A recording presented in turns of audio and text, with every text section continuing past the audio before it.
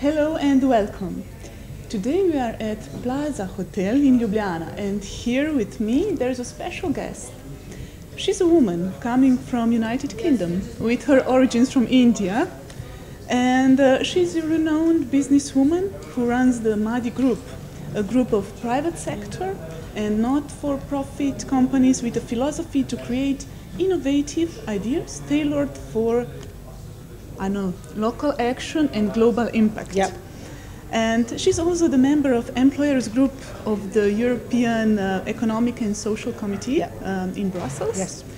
And an active member on issues surrounding small and medium enterprises, women, education, food, corporate social responsibility, protection of children and entrepreneurship, and has global experiences on many topics. So I would like to welcome Ms. Madi Sharma. Thank you. Just call me Madi. Okay, Madi. So let's start with, your philosophy, so to speak. Gandhi said, be the change you want to see in the world. Yeah. And Madi says, no excuses. Madi says, be the change you want to see, no excuses. No excuses. But tell us, what brought you to stop making excuses and start being the change in your life? Okay, so my past is that I grew up in a city like everybody else grows up in a city, went to a normal school, comprehensive school, state education. But at the age of 16, I asked my dad if I could go into his business.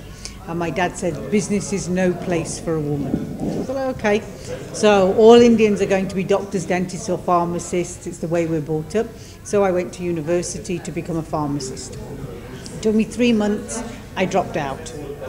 At the age of 19, I had an arranged marriage, but I arranged it because my parents didn't agree with my choice. So at the age of 23, I started to work in a bank, and the bank manager said to me I was over-enthusiastic for my job. How can anybody be over-enthusiastic for a job? So at the age of 28, I was told that I would never succeed in anything that I wanted to do because I was a woman. That is by my now ex-husband out the door.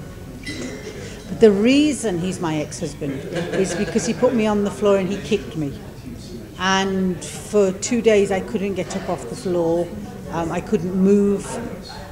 But at the age of 29, which is what I was at that time, I started to think to myself, okay, this is your life.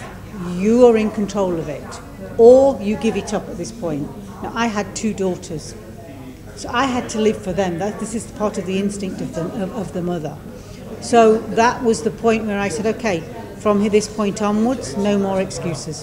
And that was it. I've never looked back since. I never blame anybody for anything that goes wrong, either in my life or in the economy or anything. I'm in control of everything that I do.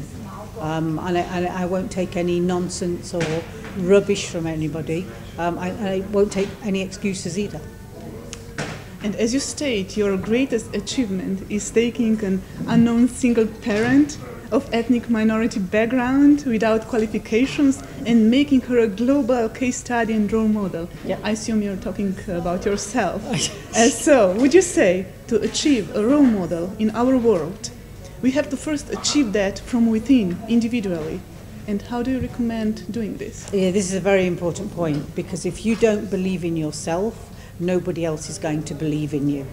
So yes, I first of all had to become the role model that I wanted to be. But it's really important that we do not confuse the fact that a role model is a celebrity, because it's not.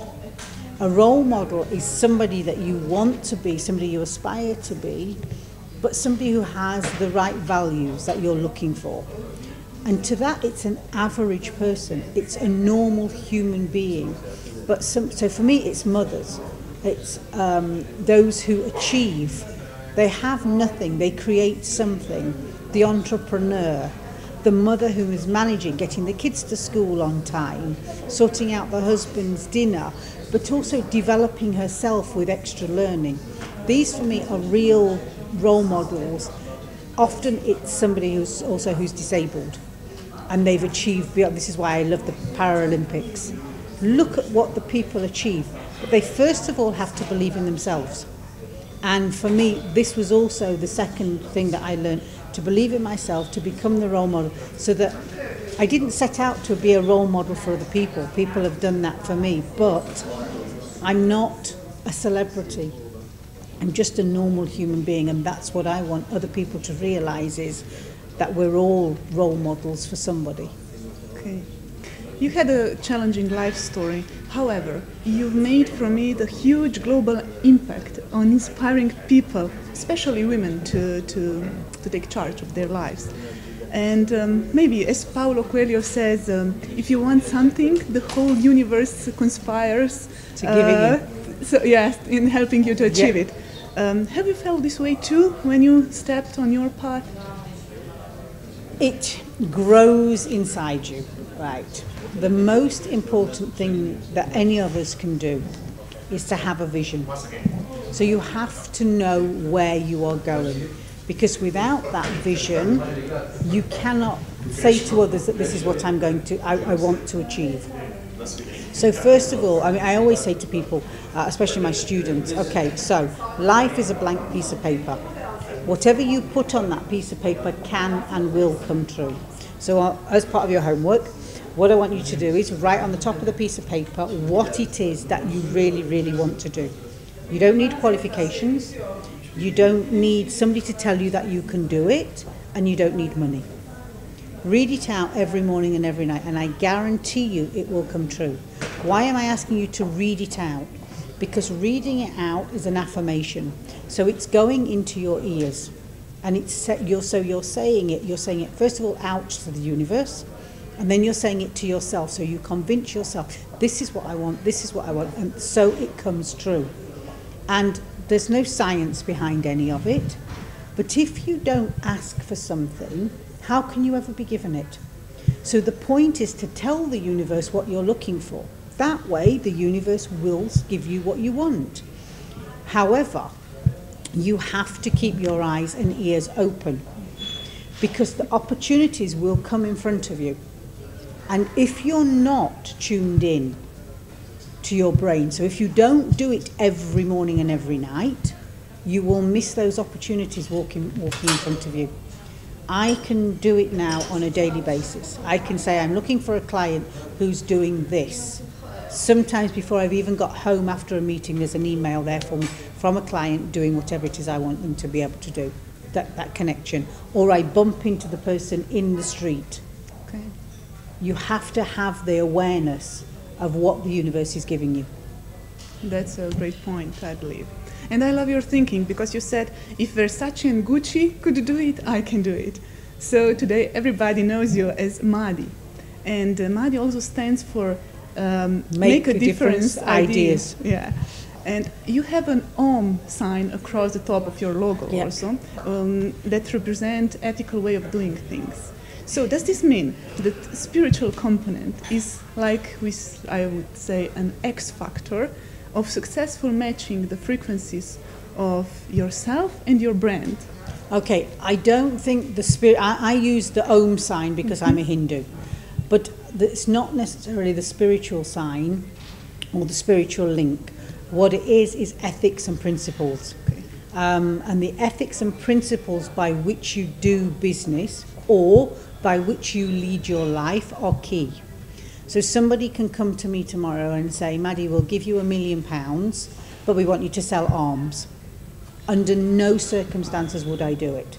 The Om sign is there to remind me that I'm ethical. But most importantly, I know that £1 million, which has been gained by blood money or been gained by false means, is not going to do me any good in life.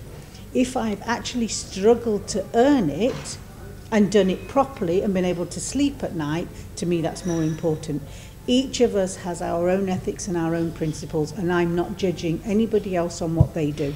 But for me, we should be doing business with ethics. And if we don't, then I think we will have consequences later on. And so actually, in a way, we can see some of those consequences coming out now.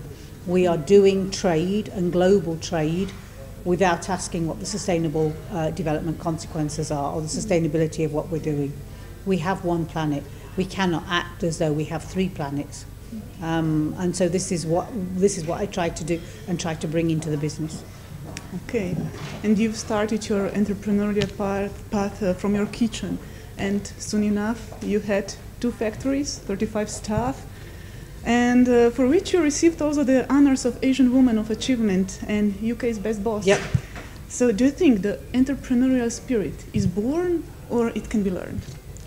No, I think we were all born entrepreneurs, right? But I think for a lot of people, that entrepreneurial spirit, the creativity, the innovation, and the thinking outside of the box, which is key, is knocked out of us. So a parent is probably one of the ones I would criticise in the first place. Don't do that. Don't do that. But a parent encourages the child to draw, encourages the child to do and test the waters, but at some point keeps going no, no, no, instead of saying, okay, let's try it, but let's try it in a different way. So we've got to be more positive. By the time the pupils get to school, 5 years, 6 years of age, the teachers are then saying, okay, you'll sit in that chair and you'll sit in that chair all day. Come on. You can't. That's not human nature. But then you're going to learn maths, chemistry, physics and biology by the time you're 16. Where's its relevance to what's going on in the outside world? So we're teaching education as a means to learn whatever we've been taught in a book. We're not teaching education to get people to think by using their mind to solve problems or to overcome challenges. So we've not teaching people to think, and that is becoming a downside of what we're doing. So my objective is to try and get people to think about what they're doing and better value people, because we've also forgotten to value people. Okay. And as a woman leader, what have you learned from being the woman leader? From being a woman leader, Yeah. I've learned that other women leaders, no, they're not leaders, but I've learned that other women can be very jealous of success. I've learned that men don't do business in the same way as a woman does business, and there is absolutely no criticism from my perspective on that.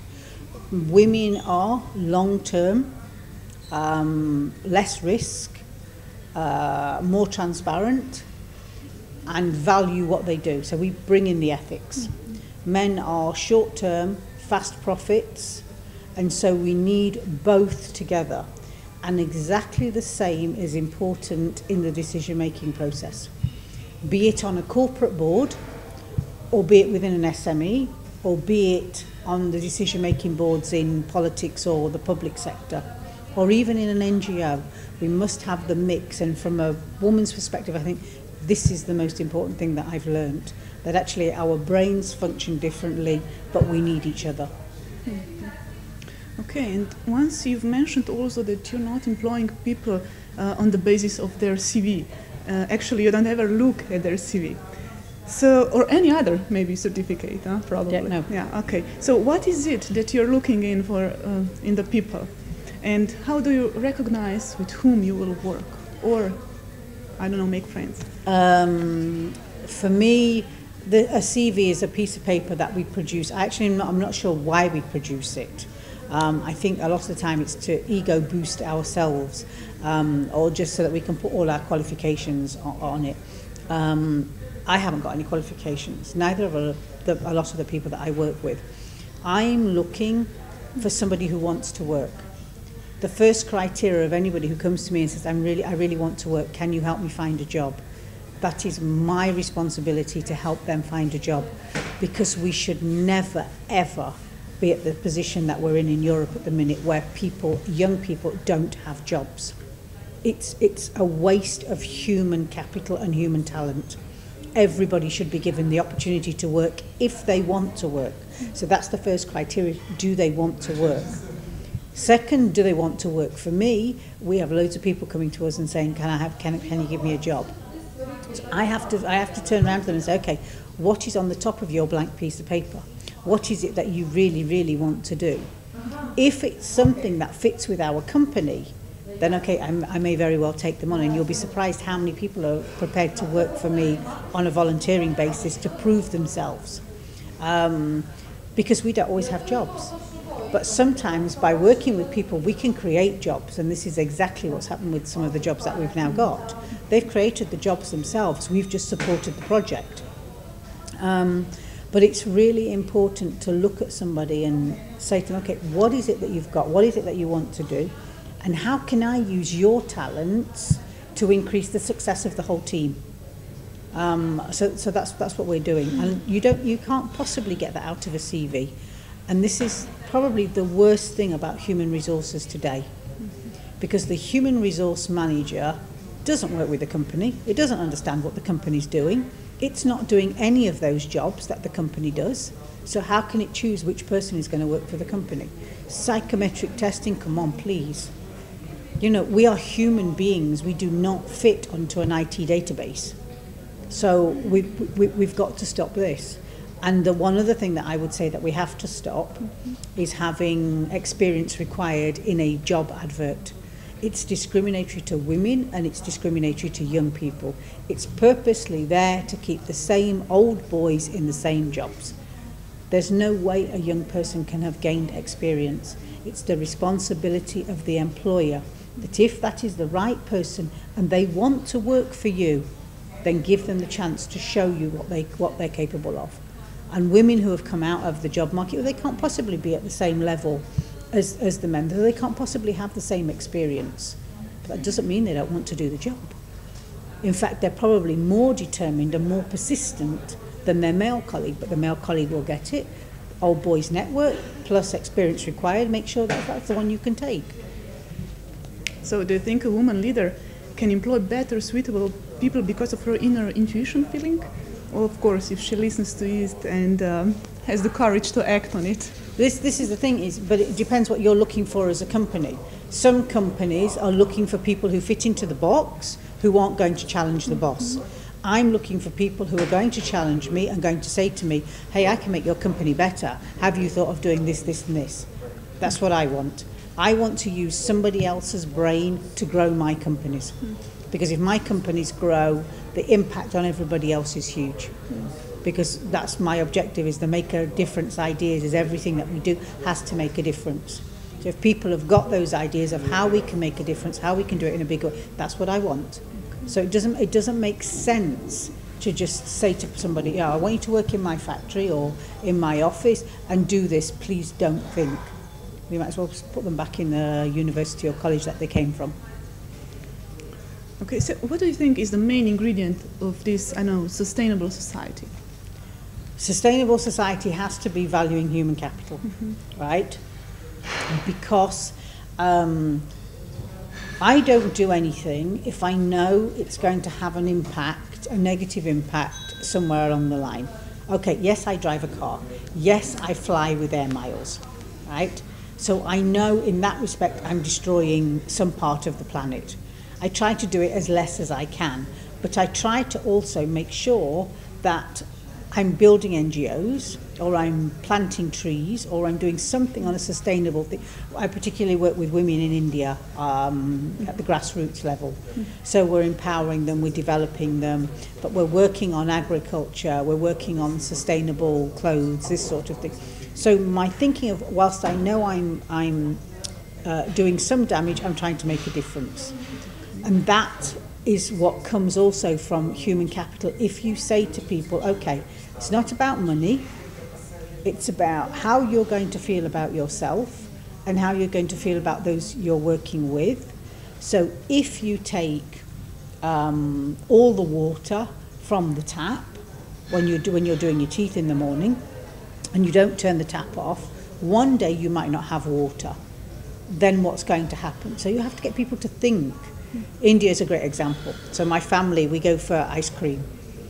And when we go for ice cream, we were standing there and my family threw the sticks on the floor. And I said, please, it's my India, keep it clean. Please pick it up. And they said, no, everybody throws the sticks on the floor. So I said, but we're not everybody. If everybody did it, then India would become disgusting and dirty. So I went to the shopkeeper and I said to him, please put a dustbin outside so that people can put their sticks in. He says, why, ma'am? He says, the cleaning lady comes in the morning. So she'll pick up all the sticks. So I said, yes, but we could make her job easier if we put it all in the bin because she has all the rest of the road to clean anyway. We then went to see the World Bank, and a friend of mine there is working on sanitary, and all the roads are blocked currently in Delhi because there was flooding. Why was there flooding? Because everybody throws their rubbish onto the floor and the drains are now so fully blocked with rubbish that we're going to have this. It's not sustainable. Mm-hmm. So it's got to be the sustainability aspect on everything that you do. What about trust? Where does trust fit into all of this? Trust in women is between women and men is actually one of the most difficult. I'm not talking about personal relationships. I'm talking about in business. Mm-hmm. I don't know. I work with everybody on a basis of trust. Mm-hmm. So I actually only deal with people that I know, or that have been introduced to me through somebody else. And I'm dealing with some really big clients, but they have to be people that I know. And I deal with everybody, even on personal level, on a basis of trust. Once that trust is broken, I cut the links. Otherwise, I give everybody a chance. Everybody. Okay, that's great. And one more question, just about what do you say about this statement? The more loving you are, the more intelligent you become. Do you feel love can save the world if we are a little bit optimistic? I don't know. I think love is a strange word to use. I think. Well, but in loving term, like. Yeah, but okay. People say to me, "Why do I smile so much?" It doesn't cost me anything to smile. It doesn't cost anything to say thank you to somebody. I like to go to a clean toilet. The women cleaning, usually women cleaning the toilet in the airport or something. I always say thank you because they've done a great job of giving a clean toilet to me. So it doesn't cost anything. And it's not a case of loving, but it's a case of appreciating. So if you appreciate and if you say thank you, it's not costing anything, but actually it's having an impact. So therefore you are more appreciated yourself, and those around you appreciate it. So actually the world becomes a better place. This whole negative attitude of, oh, why should I say thank you to them? It's their job. No, it's not their job. And would you want to do it as your job? Just because you're privileged to have been born where you've been born or into the lifestyle that you've been born into, why should you abuse others? It doesn't work like that. So for me, it's a case of do unto others as you would have done to you. You can't work better than that if it's if you use that philosophy. Okay. And one of the greatest challenges, at the entrepreneurship and following your passion is like finances. Maybe just one small your view on this theme is: do you think how can we overcome these challenges? Do you think is this, I don't know, if we have an idea and we lack the financial support, yeah. Do you think it's an excuse if we don't act on this idea, or? I think finance is an excuse. I think finance is an excuse. Okay. Right. So first of all, you have an idea. You have to prove that your idea works. Okay. That means you have to produce one, and you have to go sell one to somebody. Nobody can say that they can't produce one unless it's if it's a multi-million-pound building or it's a really expensive bit of IT, then yes. Okay, but keep the average person. Average person has an idea of doing something, either going to be, I'll say an example, a hairdresser, or they're going to produce sofas or something. Produce one, sell one. Come back, produce two, sell two, and 10, and so on. By the time you have done 100 of these things, whatever it is, people will understand, okay, they're doing really well. They've got some really nice products.